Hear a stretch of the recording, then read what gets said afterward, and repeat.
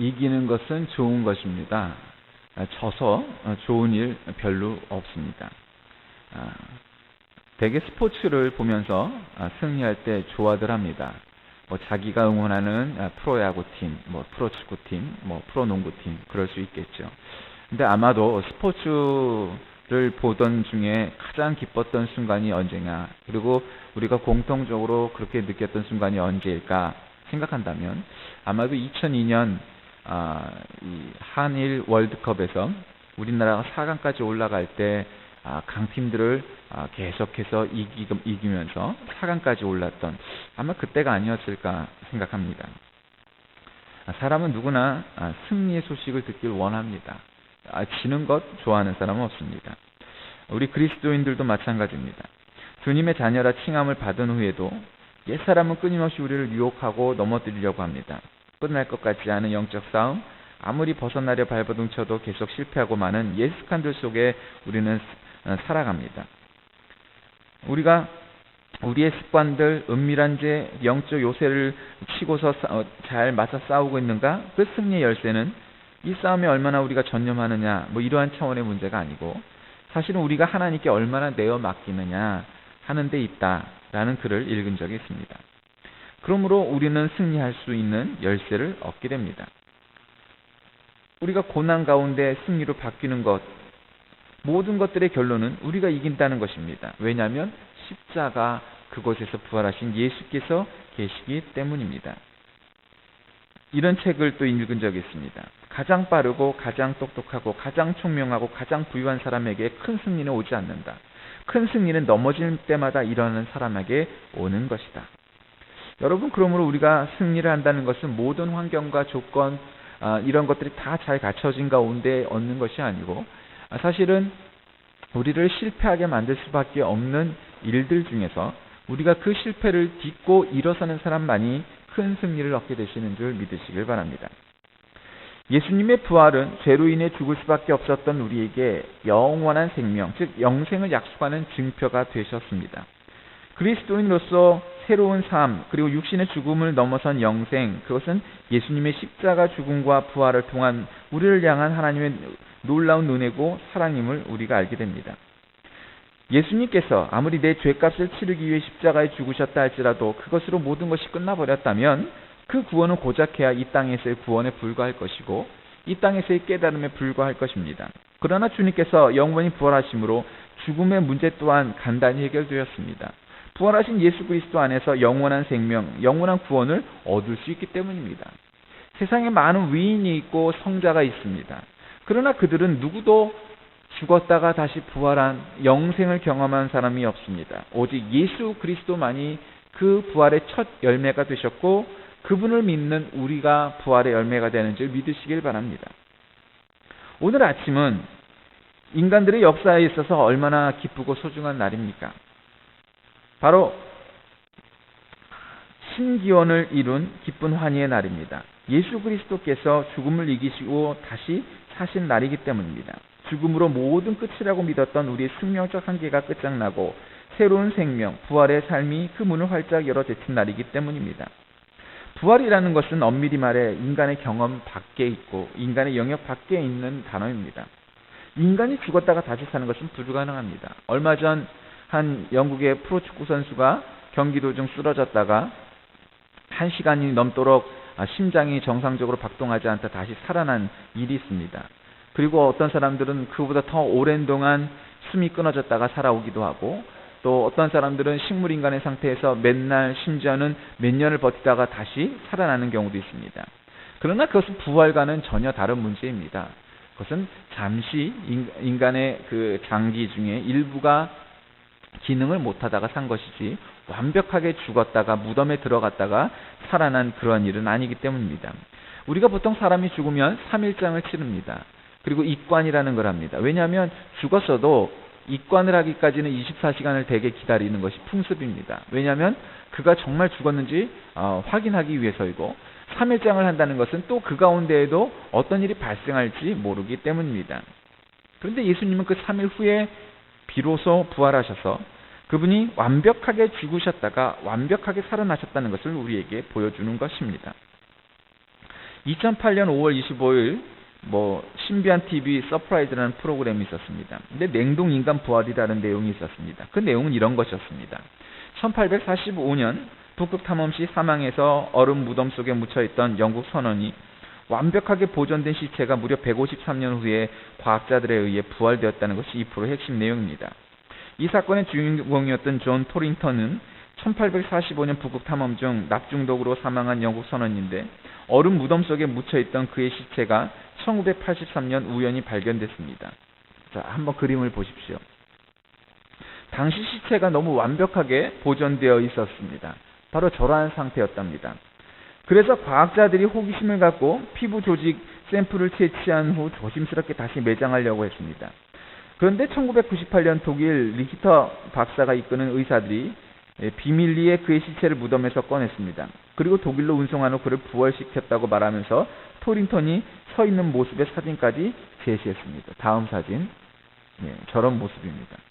그를 소생시킨 의사들의 말에 의하면 토링턴은 주변에 대해 의식할 정도로 건강이 회복되었고 부축을 받고 걸을 수 있을 정도였고 곧 정상생활을 할 수 있을 것으로 본다 말했습니다.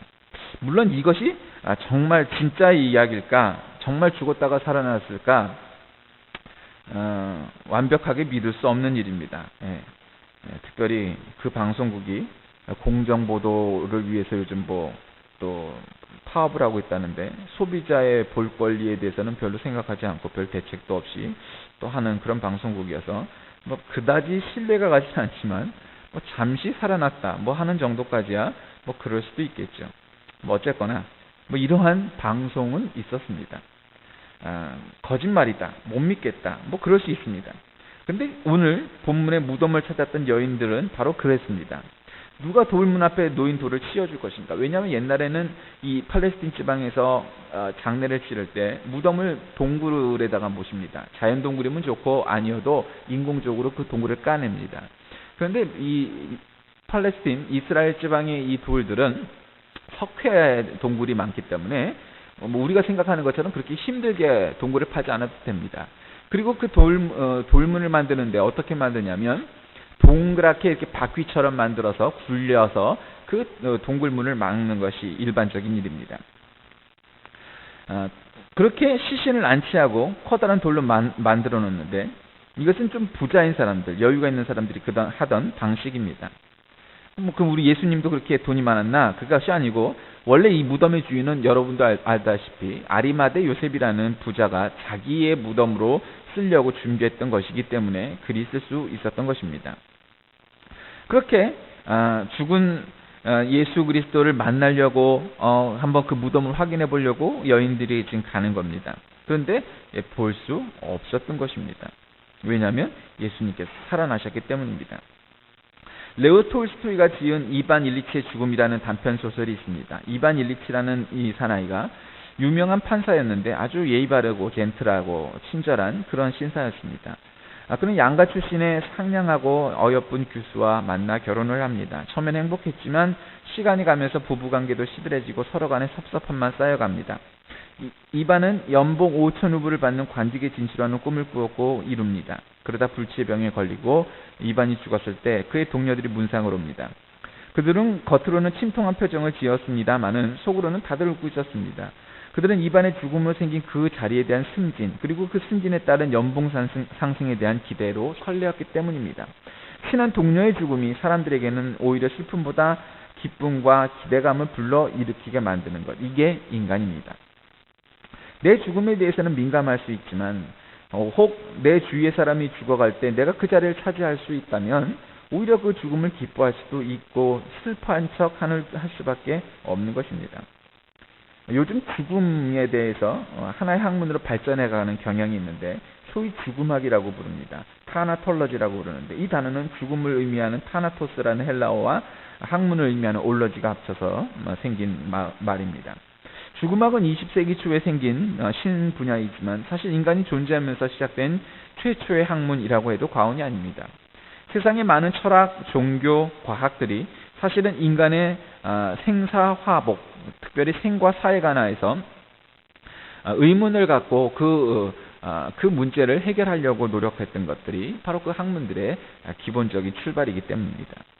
사람들은 참 묘한 재주가 있습니다. 죽음이라는 것이 학문의 옷을 입으면 어쩌면 그렇게 복잡하고 이해하기 힘든 이론들로 무장을 합니다. 그리고 막 여러 가지 형용하고 수사를 덧붙입니다. 죽어보지도 않은 사람들이 죽음에 대해서 복잡하고 논리적인 이론들을 발전시키다는 거 한편으로는 참 코미디 아닙니까? 죽음학의 문제를 깊이 건드릴 생각은 추호도 없습니다. 다만 우리가 이 죽음을 학문적으로 이해하지 못해도 모든 사람들은 다 이 죽음을 건널 수밖에 없다는 사실을 우리는 잘 압니다. 언젠가는 우리는 죽습니다. 모든 것이 정지되는 상태가 됩니다. 죽으면 끝입니다. 저는 목사이니까 여러 사람의 임종을 지켜보게 되고 또 시신을 대하게 됩니다. 특별히 입관 예식 때 이 남겨진 가족들, 유족들이 굉장히 슬퍼하고 또 이제 발인 때도 그렇고 특별히 이제 그 묘에 하관을 할 때 더 슬퍼하는 그런 모습들을 보게 됩니다. 임종의 순간이 가까우면 사람들은 우리가 건강한 사람들이 일상적으로 하는 침을 삼킨다든가 사실은 우리가 침을 삼키고 산다는 것도 의식하지 못하죠. 숨을 쉰다든가 눈을 깜빡인다든가 우리는 의식하지 못하는 그러한 일들조차 얼마나 어렵게 하는지 볼 수 있게 됩니다. 그런데 그렇게 죽게 되면 그 사람이 갖고 있는 능력, 지식, 재산 이런 것들 다 그 사람 게 아닙니다. 특별히 그 사람이 갖고 있던 지식, 경험 이런 거 하나도 남겨주지 못하고 그냥 끝납니다. 그냥 끝입니다. 죽는다는 게 그냥 자연스럽게 수명을 다해서 죽는 것만이 아니고 질병이나 사고로 죽을 수도 있습니다. 여러분 어린아이 혹은 젊은이들의 죽음 많습니다. 특별히 무덤에 가면은 이제 그냥 무덤뿐이니까 잘 인식 못하다가 요즘은 화장들을 많이 하시니까 이제 화장을 한 분들의 이제 그 유골들을 모아놓은 납골당을 가보면 아니 어쩜 그렇게 젊은 사람들이 많은지 모릅니다. 생을 마감한 시점이 우리가 그냥 흔히 생각하는 것처럼 뭐 병들어 죽건 자연사로 죽건 간에 그렇게 다 나이가 먹어서 할아버지 할머니가 돼서 죽는 게 아니고 젊디 젊은 사람들도 수도 없이 많다는 것을 우리가 그곳에 가서 보게 됩니다. 나름대로 그분들이 젊은 시절에 그렇게 생을 마감하게 돼서 본인이든 가족이든 주위의 친지든 간에 얼마나 안타까웠을까요? 어떠면 인간적으로 볼 때 억울했겠습니까? 미국의 정신과 의사였던 엘리자베스 퀴블러 로스라는 박사가 있는데 이런 감정을 죽음과 죽어감이라는 저서에서 5단계로 밝힙니다. 불치병 판자를 받은 환자가 임종 때까지 겪게 되는 심경의 변화인데요. 첫 단계는 부정합니다. 믿을 수 없어. 나한테 그런 일이 있을 수 없어. 진단이 틀렸기를 바라는 마음에서 여러 의사와 병원을 찾아가서 다시 검사해 봅니다. 두 번째 단계는 분노의 단계입니다. 하필이면 왜 내게? 왜 내가 이럴까? 내가 이런 일을 당했을까? 그러면서 사람들을 미워하고 분노하는 단계입니다. 셋째는 타협의 단계입니다.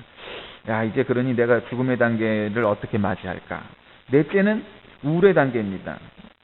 사람들이 자기가 이제 병들었다는 것도 알고 나도 인정을 했는데 자기 병을 더 이상 부인하지 못하게 될 때 초연한 태도와 무감각, 분노와 격정은 없어지고 우리가 우울증에 빠질 수 있습니다. 다섯 단계는 수용입니다. 자신의 운명으로 받아들이고 이제 이것들을 갖다가 이제 체념하는 것이죠. 얼마 전에 나왔던 어떤 영화에서도 보니까 남자 주인공과 여자 주인공이 암으로 소위 말하는 사형 선고를 받습니다. 짧으면 3개월, 길면 6개월. 그런데 남자는 좋아져가고 여자는 이제 죽어가는 그러한 로맨틱 코미디 그 영화가 있었는데 거기도 보면 이러한 거의 단계를 어김없이 겪게 됩니다. 우리 기독교에서도 죽음을 미화하지 않습니다. 죽음은 슬픈 일입니다. 우리가 다시 부활하여서 주님도 만나고 또 사랑하는 성도들도 다시 만나겠지만 죽음이란 아름다운 것은 아닙니다. 죽음은 슬픈 일입니다. 주님도 겟세마네 동산에서 기도하실 때 할 수만 있다면 이 잔을 내게서 지나치게 해달라고 기도하지 않으셨습니까? 목숨을 잃는다는 것, 살아있는 육신이 죽어간다는 것은 슬픈 일입니다. 그리고 죽음은 끝입니다. 그러다 보니 사람들은 죽음을 이기는 더 큰 힘은 없다고 생각하고 죽음은 모든 것이 다 끝난다고 생각하고 아무것도 없다고 생각합니다. 간혹가다 불가지론에 빠져있는 사람들을 보게 됩니다. 아이, 예수를 믿고 부처를 믿고 죽으면 다 끝이지 뭐가 있어. 아무것도 모르는 거지. 그렇게 생각합니다. 그렇지 않습니다. 세상 사람들은 죽으면 끝이라고 생각하지만 여러분 사람의 영혼이라는 것이 사람이라는 게 동물과 뭐가 다르겠습니까? 사람의 영혼은 결코 동물과 같지 않습니다. 물론 동물은 죽어도 그것은 정신은 있지만 영이 없기 때문에, 혼은 있지만 영은 없기 때문에 죽음은 끝이지만, 우리들은 육신이 쓰러져도 우리들의 영은 살아남는다는 것을 기억해야 됩니다. 그 영이 지옥에 가서 온갖 형벌을 받든 아니면 천국에 가서 주님과 함께 살든 그 영이 남아있는 겁니다. 그러므로 죽음은 우리에게 끝이 아닙니다. 우리에게 죽음을 이기는, 즉 다시 사는 삶이 선물로 주어져 있는 줄 믿으시기 바랍니다. 부활의 첫째 열매 되신 예수님의 뒤를 이어 우리도 부활의 열매가 될 것입니다. 새로운 왕의 탄생, 새로운 희망의 탄생, 그러면 모든 게 변합니다. 레이몬드 무디라는 분이 쓴 Life After Life라는 삶 이후의 삶이라는 책이 있습니다. 거기에 보면 가사 체험한 분들의 체험을 엮은 책입니다. 죽었다가 다시 살아난 사람들, 이것을 우리가 흔히 가사 체험자라고 말하는데, 그 사람들이 의사로부터 사망 판정을 받았다가 살아난 그러한 것들을 이제 쓴 글입니다. 그 글에 보면 공통점이 한 가지 있습니다. 일단 자신들이 유체 이탈이 되어 자기 몸으로부터 영이 분리가 되어 있는 장면을 본다는 것입니다. 그래서 긴박한 응급실에서 통곡하는 가족들의 슬픔을 보게 되고, 심지어는 자기 육신도 봅니다. 그런 다음 깜깜한 긴 터널을 통과하게 되는데, 그 동굴을 빠져나오면 엄청나게 환한 빛과 마주치게 된다는 것이죠. 그리고 이런 질문을 받습니다. 너는 이 세상에서 어떤 사람을 살았느냐? 사람들을 사랑하면서 살았느냐? 이런 질문을 받은 후에 다시 깨어나게 됐다. 물론 이제 동양 사람들은 동양식의 집을 보기도 하고, 서양 사람들은 뭐 서양식의 집을 보기도 하고, 조금 다른 것도 있겠지만, 대개 이제 죽었다가 뭐 살아났다는 사람들, 천국을 받고 뭐 천국을 갔다 왔다 뭐 하는 사람들, 그 모든 사람들이 이러한 과정을 겪게 되는 것이죠. 그 죽을 운명에서 새로운 생명의 희망이 예수로 인해 주어졌다면 우리 역시 변해야 하는 것은 당연합니다. 여러분, 우리가 생리적인 죽음에서의 부활만 이야기하는 게 아니죠. 우리는 분명히 죽을 것입니다. 우리의 육체는 흙으로 돌아갈 것입니다. 성경은 우리에게 인간을 흙으로부터 왔으니 흙으로 돌아가는 존재라고 말씀하십니다. 그러나 우리가 걱정하지 아니할 까닭은 우리의 육신은 늙어갈 것이고 죽어갈 것입니다. 여러분, 우리가 40이 넘고 50만 넘어도 어디 한 군데가 아프기 시작하고 소위 말하는 지병이라는 게 있습니다. 아무리 건강한 사람도 한 번쯤 병원 신세를 지고 수술을 뭐 안 해보는 경우가 어디 있겠습니까? 이제는 생명이 연장돼서 한 100살까지 사는 시대가 되다 보니 눈 수술 한 번, 백내장 수술, 녹내장 수술 정도 안 해보는 사람 없을 만큼 이제 그렇게 우리가 오래 살 것입니다. 그러나 우리가 걱정하지 말아야 할 까닭은 승리의 소식을 갖고 있기 때문인 줄 믿으시기 바랍니다. 그것은 예수께서 부활하셨기 때문에 우리도 부활할 것입니다. 우리 육신은 쓰러지지만 우리 영은 살아남을 것이고 부활할 것입니다. 인생의 진정한 승리자가 되려면 최후 승리자여야 될 것 아니겠습니까? 아무리 10대 0으로 지고 있다가도 마지막에 11대 10으로 역전시키면 우승하는 겁니다. 이기는 겁니다. 스스로 후회 없는 삶을 사는 것, 하나님 보시기에 아름다운 삶을 사는 것, 그것은 부활하신 예수님만이, 그리고 재림하실 예수님만이 최후의 승리자이십니다. 이 세상에서 뭐 어쩌고 저쩌고 이런 거 아무 소용없고 결국 마지막에 살아남는 자가 승리하는 것 아닙니까? 제가 좋아하는 영화의 대사 가운데 하나지만 강한 자가 승리하는 것이 아닙니다. 끝까지 살아남는 자가 강한 자입니다. 그러므로 우리에게 마지막에 살아남을 우리가 바로 그 가운데 있다는 사실, 그것만으로도 기뻐하고 승리한다는 사실이 행복할 수밖에 없습니다. 아까 말씀드렸던 그 죽음을 받아들이는 5단계 설명을 여러분들한테 드렸습니다. 우리는 그와 같지 않습니다. 다른 사람들은 체념하는 데까지 끝나지만 우리는 예수 부활에 참여한 사람들은 희망과 기대라는 6번째 단계가 있는 줄 믿으시기 바랍니다. 우리는 그냥 체념하고 포기하는 상태가 아니고 이제 내 죽음이 다다랐구나. 그러나 그럼에도 불구하고 우리 주님께서 부활하셨기에 나도 부활할 것이다. 이 사실을 믿는 것, 그것이 바로 성도 그리스도입니다. 예수를 구주로 믿고 나 대신 십자가에서 죽으시고 나를 위해 부활하신 그분으로 인해 그런 기대가 가능한 것입니다. 저는 여러분 모두가 이런 부활의 신앙을 가진 영혼들이 되시기를 바랍니다. 예수님은 부활하셨고 저와 여러분도 예수님을 따라 부활할 것입니다. 이것이 우리에게 주어진 승리의 소식입니다. 이 소식이 우리에게 주어져 있기 때문에 이 사실을 믿는 사람들은 아파도 죽어도 힘들어도 그 어떤 상황이 와도 낙담하지 아니하고 포기하지 아니하고 좌절하지 아니하고 이 부활하신 예수님을 인하여 이 승리의 소식이 우리를 일으켜 세울 것이고 종국의 마지막에 우리의 육체가 쓰러지고 이 세상의 종말이 오는 그날 우리는 부활하여 다시금 주님을 만나게 될 것입니다. 이 승리의 소식이 저와 여러분과 함께한다는 사실을 믿고 살아가는 저와 여러분 모두가 되시길 주의 이름으로 간절히 축원합니다. 기도하겠습니다. 부활하신 주님, 우리는 부활하신 주님으로 인하여 우리가 어떤 삶의 고통 속에 있을지라도 마지막 죽음의 단계에 이를지라도 우리의 삶이 포기되거나 슬픔으로 끝나지 않을 까닭은 부활한다는 사실 때문임을 믿습니다. 부활하신 주님이 우리를 이렇게 세우실 것을 믿기 때문이고 죽음을 이기신 주님께서 우리를 부활시킬 것을 믿기 때문입니다.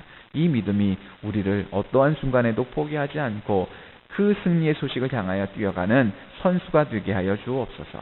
예수 그리스도의 이름으로 간절히 기도하옵나이다. 아멘.